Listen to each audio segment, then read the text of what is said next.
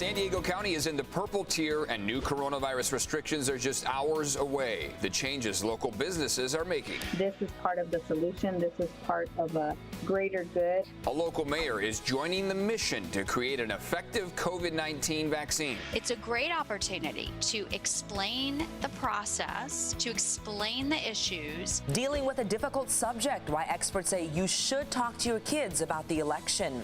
And roll back the savings even more. How to get extra deals at Walmart. You're up with News 8.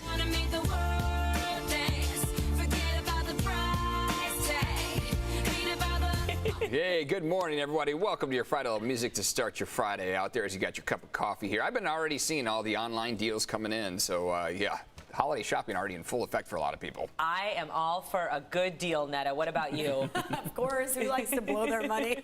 Yes, please, bring on the deals. Good morning, everybody. Here's something free for you. Look at this pretty view. Catamaran, I mean, gorgeous. The camera's right there, and this is Mission Bay, and that beautiful glow before the sunrise. We have a few little thin clouds off in the distance, but that's it. Really clear skies to start things off. Here's the view from Otay Mountain looking out towards the east, and really clear out there. It is a little bit cooler, especially for the afternoon highs. You'll notice a few degree drop in our temperatures. King tides start Saturday, Sunday, Monday, and Tuesday. So expect big difference between high tide and low tide. I'll get into all those details coming up. And then we also have a warm up coming up. Jenny.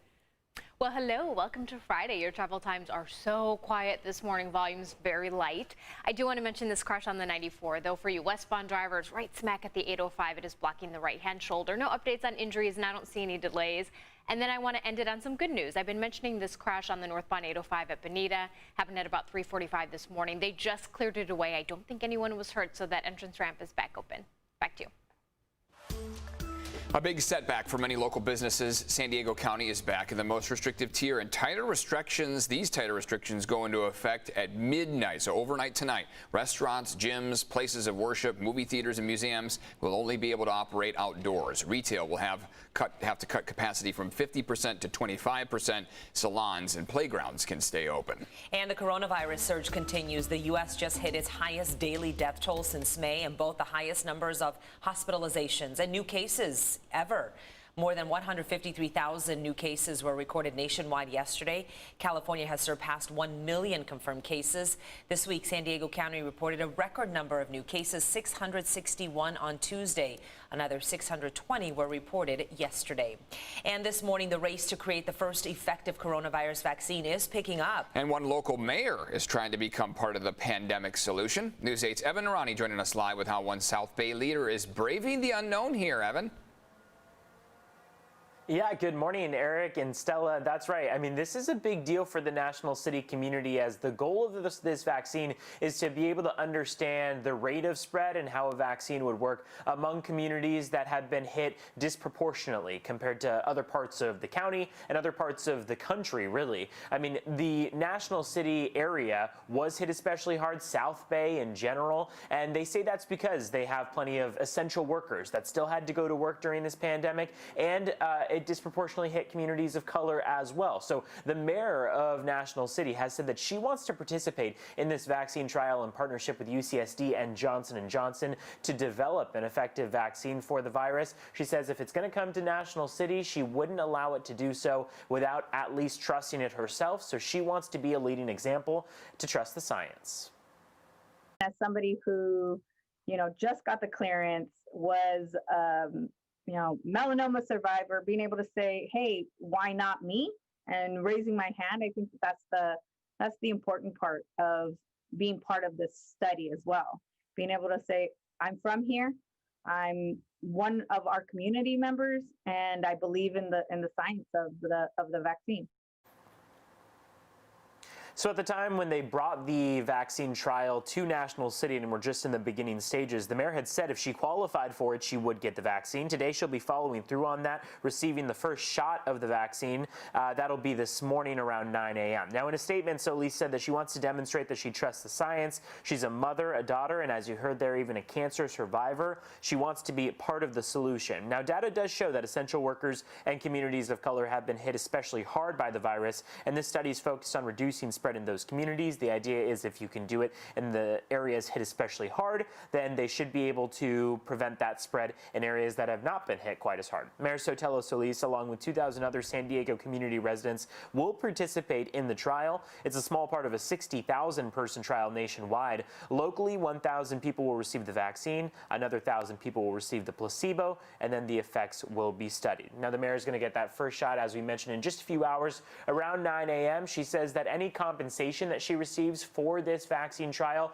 she's going to donate to the COVID-19 Relief Fund for National City. That's going to be a gift drive and food drive during the holidays. So she's going to be on the leading front of this. She had said previously when they were bringing it into kind of introducing it to the National City residents that she wanted to be part of it. And now that she has officially passed the initial screening, she'll receive that first shot of this phase 3 vaccine coming up in just a few hours. I'll send things back to you, Stella and Eric.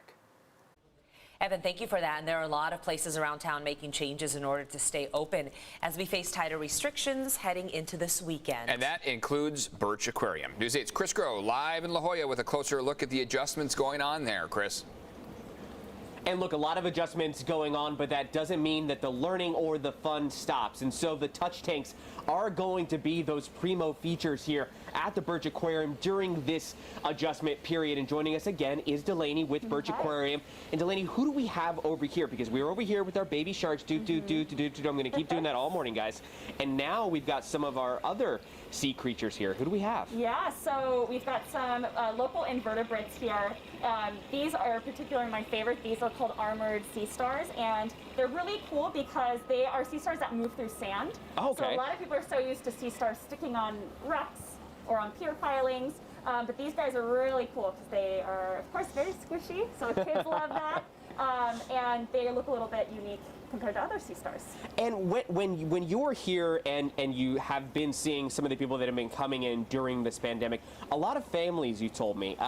What is it? Do you think simply just to get out, try to make sure that they continue that learning experience? Because you guys would normally be having a lot of field trips coming through, right? Definitely. You know, a lot of kids are distant learning right now, so I think families are trying to get out and to have their kids still be in a learning environment, also just to get outside and, you know, people being indoors, they want fun things to do out in the open, so we're really fortunate to be able to offer that for people, and definitely lots of families have been coming through. And you also can't beat this view right here. Can't beat this view. Yeah, awesome. Well, thank you so much again for helping us out this morning. And guys, we're going to be continuing to check in here from the Birch Aquarium to let you know what you can still enjoy even as San Diego County moves to that purple tier. Eric and Stella.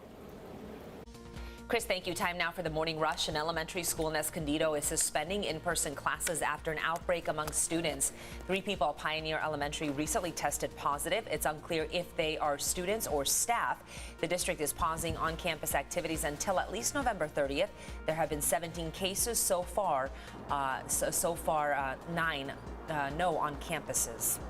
And the county continues to increase coronavirus testing. The new site is now open for San Diegans in the South Bay at Imperial Beach Sports Park Recreation Center. It is open Monday through Friday from 8:30 a.m. until 4 p.m.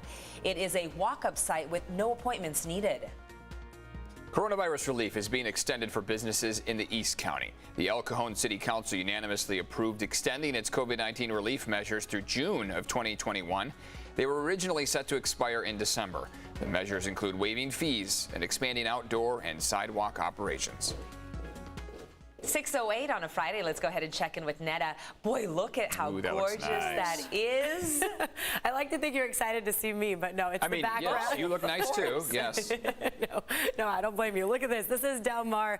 So pretty out there. Such clear skies. We thought we'd get a little fog, but that onshore flow really minimal. Didn't push any clouds in. So we get these really pretty views. And I'd show you the waves right now because we are about to experience king tide for this coming weekend, Saturday through Tuesday. Already noticing that high tide is creeping on up. So let's show you that surf forecast for today. 1 to 3 footers. They've not officially arrived until Saturday. Rip current risk will be moderate out there. And then our high tide will be just after 7 o'clock this morning, 6.3 feet. Compare that to negative 0.4 around 2 p.m. this afternoon. So high tide, low tide, huge change, all because of the gravitational pull. So these king tides occur a couple times a year, and it's when the moon is closest to the earth, aligned with the sun. Saturday it'll happen happened just before 8 a.m., Sunday just after 8 a.m. 6.6 to 6.8 foot waves out there, so pretty big, and it could cause that flooding across our coastal areas, especially low-lying areas, the boardwalks, the parking lots near our beaches. Something to keep in mind, a lot of businesses put up those sandbags